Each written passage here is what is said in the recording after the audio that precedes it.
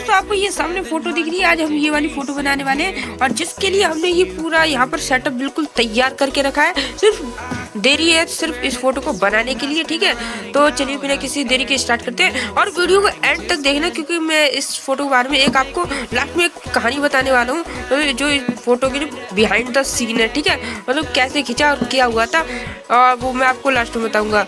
और या फिर आप भी कैस करके बता सकते हो मुझे कमेंट में, ठीक है।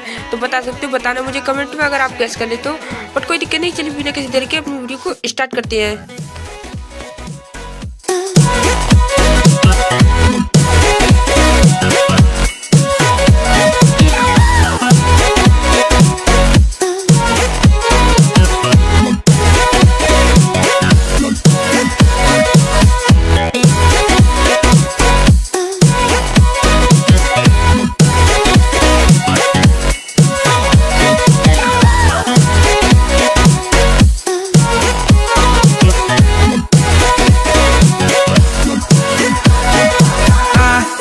Swear that I'm fainting, I think I'm losing my sight, I swear I'm hitting the floor.